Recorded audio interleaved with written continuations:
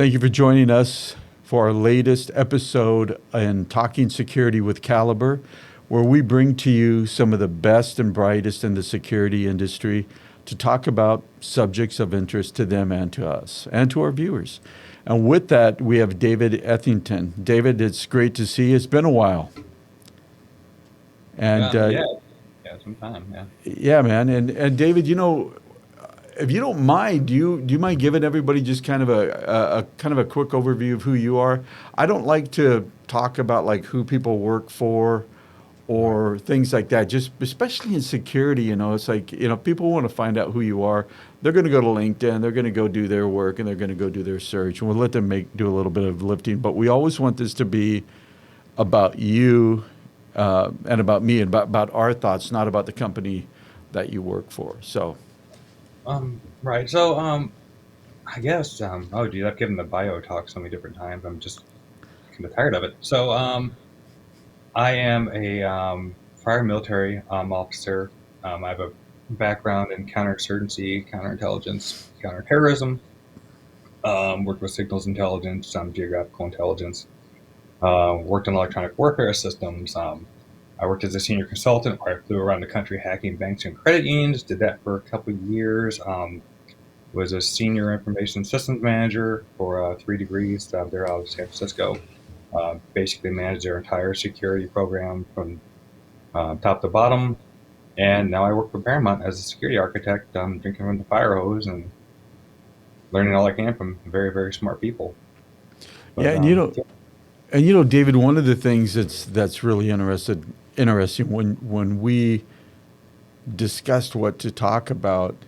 I mean, you're so experienced in so many different areas that it's really there's a lot of opportunity to talk there, right? About a lot of different things. I could go on for days. Yeah, yeah. And so it was like when we talked, I was, I'm always looking at, maybe, one, what's interesting to me. I'll be just honest. It's like what is it that I'm interested in hearing about and talking about, but See that? also, yeah, what I think other people might be interested in, and we briefly just kind of exchanged a message Right. about, what's the difference between cloud security and traditional security. And I don't know if traditional is the right word, but for lack of a better word. And I brought that up because, we'll do testing or people will come to us and, you know, they don't have, they don't really have a lot of idea of what it entails. And so I thought maybe that'd be an interesting subject is like, what's the difference? So, I mean, do you want to dive in? So, I guess the big difference would be embracing new concepts. We work in a field, any field really, is where things are always changing. Things are always in a state of flux. There's new terminology, new things. For example, let's say you're on-prem doing a pen test, and you find like a SQL server. You're going to try to pen test that in your traditional way. It's a little different when you look at something like serverless, which is typically synonymous with cloud because it's just kind of how it works. But you're looking at things like that. You're looking at things like Lambda functions. You're looking at IAM a little bit differently than how you normally would with on-prem, but it's still the same thing. You're looking for those little things that should not be there. But Heath Adams from TCM Security, he brought up a really good point that pen testing the cloud is not nearly as efficient as pen testing on-prem. And the reason being is there's so many different ways that an adversary can get information, get access, and things like that, that you're better off with an audit. Because when you do a pen test, you're there for a week, maybe 2 weeks, Mhm. but you're only going to find what you find. You're only going to find the things that you as a pen tester are good at, that you're proficient at, and that's the stuff you're going to find. That's the stuff you're going to report. And you may get admin, you may not. You may get DA in 5 minutes, you may not, but you still might miss things. When you do an audit, typically with some sort of scanning device that sort of looks at these configurations, it's reporting back what the configurations are, the ground truth of what the configurations are. So whereas I may not find it personally, somebody might find it eventually because they have more than 1 week, they have more than 2 weeks, they have this infinite amount of time to say find a random directory with global Git access. And I don't have time for that. There's just too much, especially when you start looking at the enterprise level and you start talking about tens of thousands of servers. Um, you don't really have time as an individual, and you're sort of limited by your own expertise. Yeah. So So is there different, um, like, I guess, an initial approach or high level approach that you're going to take if you yes, know that one is, and how do you go about doing that or determining that? oh, typically you're looking for what you are. I mean, it's almost the same in that you're looking for you're looking for the high value targets. Hmm. You're looking for things with administrative access, but it's a little bit different with cloud because you have inherited roles. You have assume role, of course, with things like AWS. Um, Google Cloud is notoriously insecure by default. You have to go in there and manually change things. But information is a commodity. I think somewhere in the middle of my career, I stopped looking for that quick route to DA and started looking like, okay, what are the bad guys after? They're after the information. So your methodology is going to be different. You're looking for ways like what can I talk to with these servers? What can I talk to, from this interface to get some sort of information? That's when you go into APIs and just where that data ends up being leaked and how things talk to each other. So So oh, so you talked about like you stopped looking for DA domain access, right? Or domain admin, sorry, right, and you I don't. stopped. I'm just it's just not as a huge priority. It's not the number one thing is I Right, guess what I'm saying. That comes with experience, right? Is right. that you start looking for other things. So so with that, as you've gained more experience testing, in the cloud, like what are those like what has that experience brought you? Like where have you started to migrate towards? Um, I would say I'm starting to look toward. I actually have a book I'm using as a prop for my laptop right now, but it's but like GraphQL, just things like that. The new technologies because you can't sit on the old stuff. Yeah. You can sit there, you can root Windows 7 boxes all day, and you still might have some luck with Windows 7 boxes out there in a while. But what I found is you have to be more cloud centric because everybody's doing it. Everybody's going to the cloud, even people who are keeping their on-prem stuff or at least doing a hybrid sort of functionality. Yeah. It's just the processing power they need, and I mean, and nobody wants to be coming into the office at 3 o'clock in the morning to swap a RAID drive. Yeah. So, Yeah. So where do you, because you're, obviously a seasoned individual, someone who's got a lot of experience, but you need to stay up on, trends and things that are going on. Where do you look for your information? Because sometimes I think that's, you know, I mean, is it a network of people? Is it like certain blogs or websites, or what do you do to stay up on it?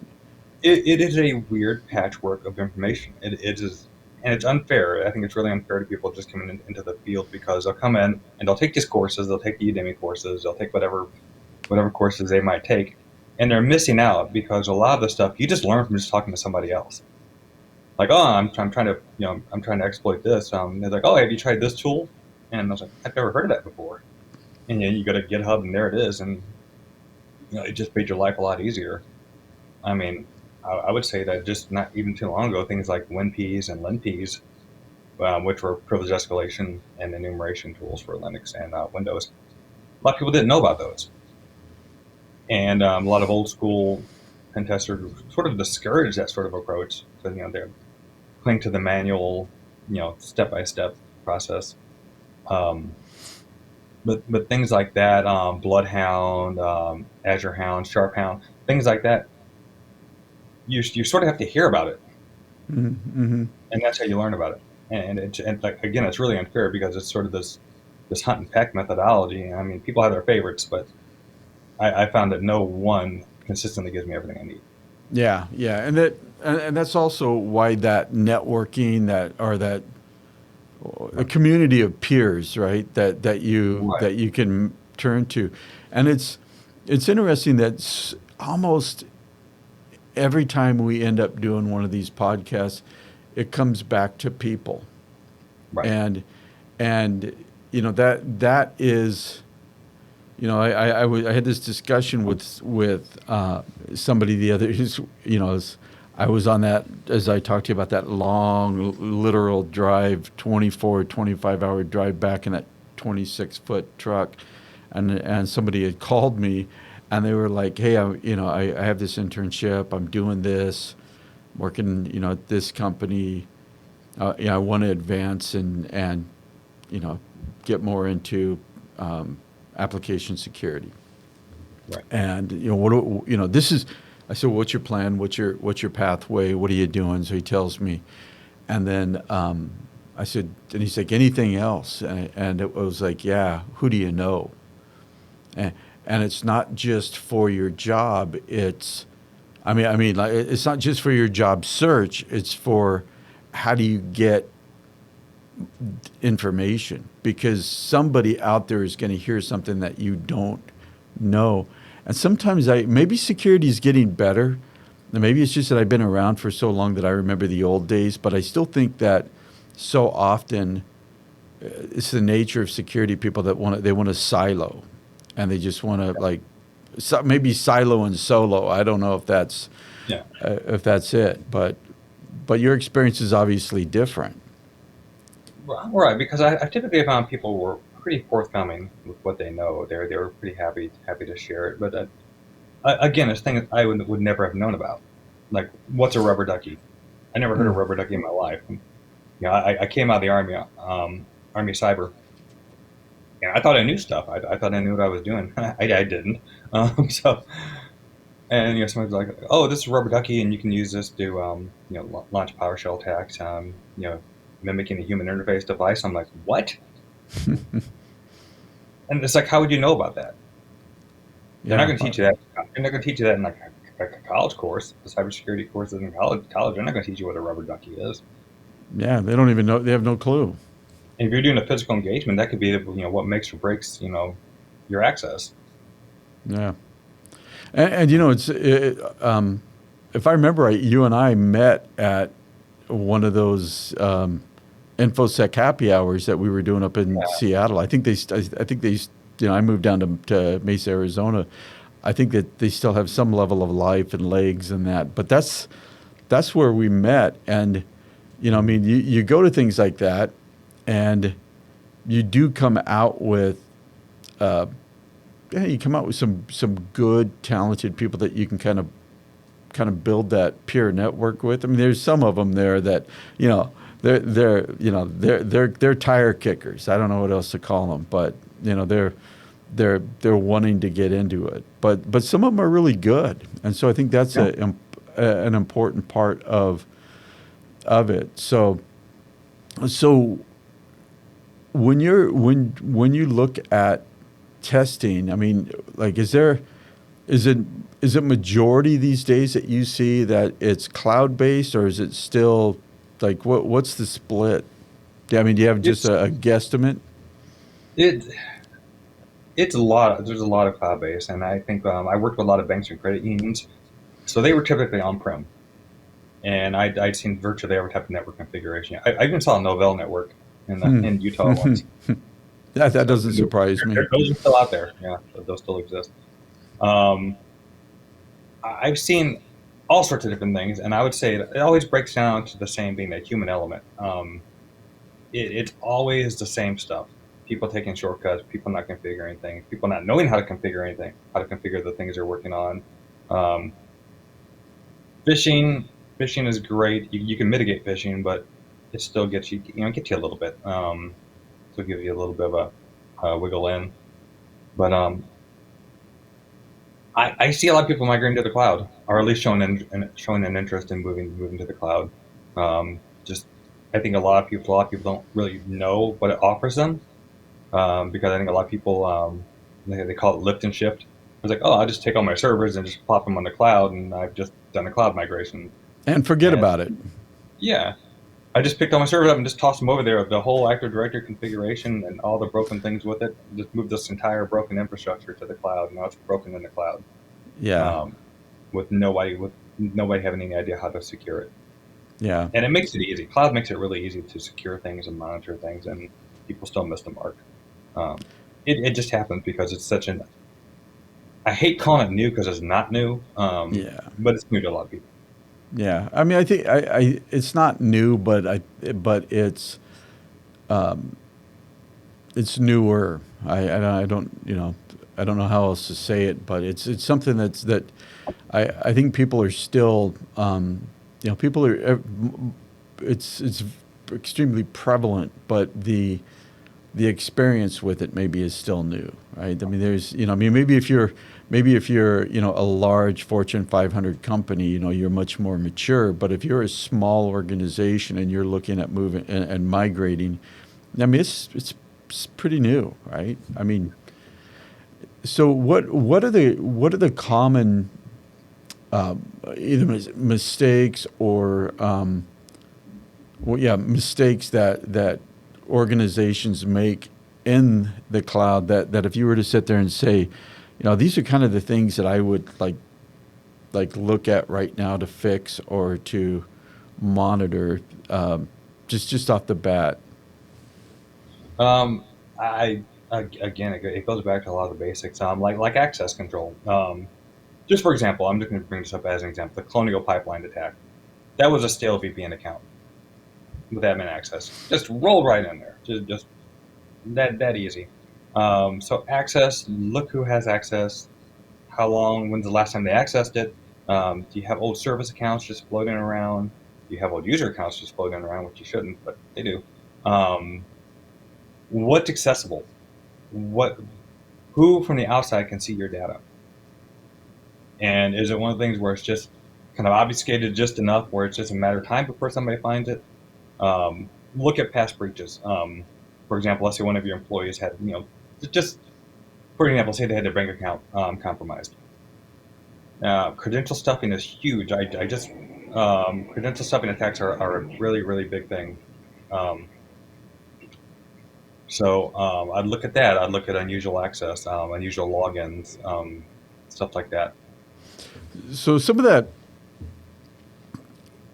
sounds like just laziness or not following a policy or what what do you They think? don't know. They don't know. They They they, so they they don't really know. they don't know.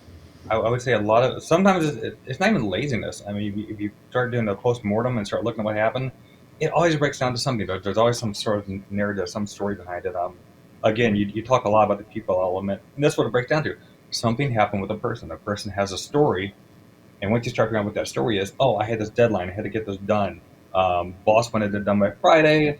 There's no way in hell I'm getting this done by Friday if I have to do all this other stuff, and I'll get it done. I'll come back to it later. But they never come back to it because the boss just gave them another task and they're on it. I had one client in Everett, um, just up the road from here. Um, they were locked down tight. They had silence, doing that heuristic AV, which we managed to sneak around it for like 5 minutes, which was long enough. But the point being is that we started doing the egress testing, to see what can go in and out of their network, and it looked like everything. Hmm. And we talked to their security manager, who was big on security, smart guy. Um, he wasn't lazy, he wasn't stupid, he was on it. What had happened was, and this was just a process failure. They were doing some changes and they were trying to get some patches installed, and of course their security was so tight that it was blocking everything. So they opened up their firewall just to download the patch and get the patch installed and all that. They did that, and something had happened. They had some sort of other fire to put out. When they did that, they didn't um, reactivate the firewall. So they'd been sitting there for I think like a month with no firewall rules. Yeah. So people, there's a story. There's always a story. It's not. We tend to go for the easiest answers with these things, like oh they're just lazy, or oh they just they don't know. But there's always a story. I learned that through years of working in counterintelligence and counterinsurgencies. There's always a story. It's never simple. There's always a story behind it. And you think about that from a personal standpoint. How often, when we go in and we do like an audit of our finances, we're like, oh, yeah, that's right. I subscribed to that thing like a year ago and I never used it and this. And then pretty soon, you know, you, you know, I, I looked at that about, it's probably time again to do that, but it was probably about a year ago, with my wife. And I was like, do you know that we've got like $500 a month that goes out to crap? We don't even know what the frickin' crap it is. Yeah. And so I think, you get sidetracked, or as you say, there's a story. And the reason why I kind of went towards like, is it laziness? Is because there has to be some like policies or something that tells us like once a month or once a week or whatever that time frame is, we go and do a set of processes to see things like, you know, you know, do we have the firewall rules set? Basically, do we have we had anybody leave the company that's no longer here that should no longer have access, et cetera, et cetera. There's a story with that one. Okay, man, So, you and your story. So you're gonna have to tell us the story okay, now. here's another one. Here's another one. Okay, because you brought this up and it brought to mind a certain situation that happened. For example, access control. Got into this one user. And it should have been turned off. The user should have been turned off. And it was weird. They'd hired the person. The person showed up for work for like a few days, then had a family emergency. Then they said they quit, so they turned the account off. Then the person was like, no, I'm coming back. Everything's good. I worked it out. So they turned the account back on. The person showed up for like 2 more days. The person left again. And then the person said, I can't do this. They're like, oh, okay. And then they're like, wait, I can come back. But they never came back. So that account was left on. It just basically, they fuzzed the HR process by accident. And so the company could have looked at it and someone said, yeah, I did shut that off. Right. Yeah, I did close access, but Yeah. just not realize that there's that whole back and forth process that basically opened up. And this happens all the time, everywhere you go. So again, it's so easy for us to sit there and say, oh, they're not following policy, they're not doing this. I think a lot of people do. I think a lot of people try to follow policy. I think a lot of people try to do the right thing. And then you just have these weird scenarios. Or sometimes they just get backlogged, and they have to prioritize. They have to say, okay, I have enough X hours in the day to work on these different things, and everything else is going to roll over. And just I don't know, technical debt is the right word for it, but it's a debt. It's a debt that Yeah. built up. But Well, and it's just yeah, it's too much. yeah, and but it's that that has some potential catastrophic outcomes, right? Right. And so, is there a way? I mean, not that you have a magic wand and you're like, hey, I'm going to wave it, and this is the answer. But do you have? I mean, what's your suggestion to people to companies when you go and you see that and you're like, you know, you have all these things that you need to work on. I mean, is it a like? I mean, because some companies I know are, they're going to have a couple of things, right? They're just going to have a couple of blind spots. Some of them, like we'll see it. It's almost like, you can look at, we'll do testing and we'll look at it. And my thought is, I bet your house is a mess. I bet the inside of your house is just freaking trashed. Because that's what the findings look like. But how do you go about? Is there a way that you go about encouraging or guiding companies or people into better practices? It depends. Again, it's a human to human type of thing. There's one place I just knew they had a culture of just poor security. And I told their board right there on the spot, I was like, you are facing an extinction level event. Hmm. I don't know when it's going to happen, but it's 100% you are going to have a catastrophic event at some point in probably the near future. And I think the important thing is to be blunt. Is to be blunt with people and tell them, like, listen, this isn't just playing around. This isn't just maybe you'll get ransomware. Or oh, look, you have these critical vulnerabilities. You have X amount of critical vulnerabilities, and this is your attack surface. No, this is what's going to happen to you. And I can show you how it's going to happen. I can demonstrate to you right here and now. I can pull up my laptop and show you verbatim exactly how this attack will take place if you don't do something about it. And it will be catastrophic, and you will probably not recover from it. And that typically is enough, just to show them, and not sort of just be afraid of sort of, I guess, hurting the feelings of the client, Mm-hmm. because you're not there to protect their feelings. You're there to help them, and sometimes you help them by being blunt with them. Yeah. Do you feel that you're better to get that message through at an executive level or at the technical level or combined It's, or both or? I do both. I Hmm. typically do both. My traditional approach was to have a pre-meeting, pre-exit meeting with the technical folks, and just say, okay, this is what I found. These are the things you can fix. This is how you can fix it. And that way, by the time I get to the next meeting, where some of them will participate with the executives, I can skip a lot of the technical details and just say, high-level terms. This is what you're looking at. This is your ground truth. This is your risk, because at the executive level, it's all about risk. Yeah. You know, so, and I can say, I can guarantee your risk appetite is not at this level. It's not. There's no way, because this is terrifying. Yeah. So maybe a fun little side topic or digression or whatever. AI is all the rage right now, right? I mean, Yeah, everywhere you turn around, it's like, swinging. you can, I mean, I'm waiting for the AI to live, just fully live my life so I can just like go watch Netflix. I'm joking, right? But when you know, where do you see, because when always it comes down to people, right? I mean, ultimately it comes down to people. And I'm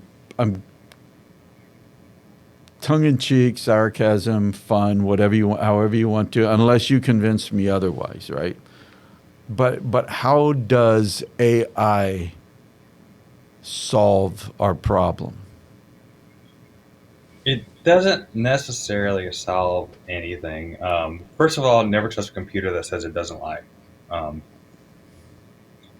Because it did. A lawyer is actually now at risk of being sanctioned. He probably will be sanctioned because he used ChatGPT to illustrate his court case, and ChatGPT when it had pulled a bunch of cases that didn't exist and I, used them I, for. So yeah, and I've used. I didn't have ChatGPT. I used Bard. mhm. I like Bard.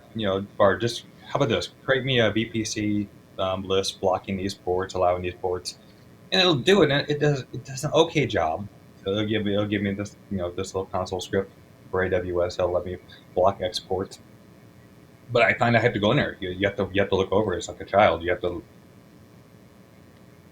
Yeah, can't you have to verify. And as of right now, AI doesn't do anything really. It just takes information and sort of presents it in a way that's easy. It's faster. It's better than a search engine. It's much better than a search engine actually. Um, and sort of talk to you in the human language, which I guess instead of giving you this list of clickable results, it says this is the stuff I found on the web. So it's sort of the Google finisher sort of thing, and presents to you. And you can write a paper, but you can tell. You can tell with the generative AI, you can tell with the images that it's still not there yet. It'll be there at some point, sure, but it's not there right now. yeah, So we're kind of looking at where it's at and where it's going, and how much trust we're willing to put into these systems, which so far have proven to be somewhat reliable, but not always reliable. yeah, I wouldn't put it in charge of nukes just yet because it's probably going to make up a country and attack it. yeah. Well, it's interesting because being a security company, I get people all the time come to me and are like, you can now automate everything that you've done with AI, and I'm like, that's scary because, like you said, we're not there yet, Right. and maybe we won't be because it's really difficult, and maybe it's being naive, but you know, are we going to be able to remove the human factor? So anyway, total digression, right? On that, Right. So, have you seen the series Westworld, HBO? yeah, I have. And so the whole I forgot what season it was because it got weird near the end. But um, one of the ideas was that these hosts, these AI hosts, had billions of lines of code, defining the complexity of what made them, what made them the host. Whereas what they found was humans had like was like 100,000 lines tops, Mm, or even less. I think I was like I forgot the number. It was much lower, and it sort of drives them trying to drive home the fact that we're not special, which yeah. that's a whole philosophical debate in itself. But I would say the complexity, we're not there where we can, I'm going to use this old school term, finagle. It can't Hmm. finagle around problems. It can't do a lot of things I would do, Yeah. um, Yeah. especially with, especially in terms of physical security. Yeah. Yeah. For sure. And I love to do that. I love to do a little like digression every once in a while because it's kind of just kind of the more fun thing about about a discussion. It's like, hey, what about this weird Oh yeah, thing I'll that's talk about coming up? anything. I don't care. Yeah. So we just have a couple of minutes left. Do you have any final thoughts or comments or anything around cloud security or traditional security that you wanted to just like make sure that you got out that we didn't cover? I would say just keep adapting. We have to keep adapting as humans. That's what we're good at. We're good at adapting. That's like that's what sort of puts us over the muck and tear of the natural world, is the fact that we can adapt rapidly to changes. And working in security, working in IT, working in any field, that ability to adapt and like what worked 5 years ago doesn't work now. What works now isn't going to work 5 years from now. So it's this constant cycle where you're constantly learning and relearning and applying new concepts, and just trying to take what you've learned previously and apply it to what comes up next, and just Yeah. keeping that open mind, keeping that curious mind, um, not getting set in your ways, not getting set in the way you do things, even if it worked, because that's probably the hardest thing is when you're set in your ways because your ways work and now they don't work anymore. Yeah. And So that, yeah, yeah, so how do you and face that that that memory? yeah, that's some great advice. It's is that ability to constantly adapt because so often I think we as security people, we can almost get to be like a 2 year old where it's like, okay, I've got this, I know what I'm doing, and I don't need anybody else. And then we get a little bit older and we realize that we do need, and then we become teenagers, and once again we realize we're smarter than everybody else, and we don't need it. And then, one of the terms that I hate is guru or expert. When anybody uses like I'm a guru or I'm an expert or whatever, I usually will think you haven't reached a point in life where you have enough knowledge to realize you don't have enough knowledge. Yeah, Uh, imposter syndrome has kept me alive. yeah, yeah, and my favorite is I haven't I think I'll go do it again. But there, last time I checked, there was 96,000 HIPAA gurus and HIPAA experts, HIPPA, not HIPAA, and I find that just humorous. Like you're That's one the, of those, yeah, what grinds my gears type of thing is, and they call it yeah, HIPAA. yeah, yeah.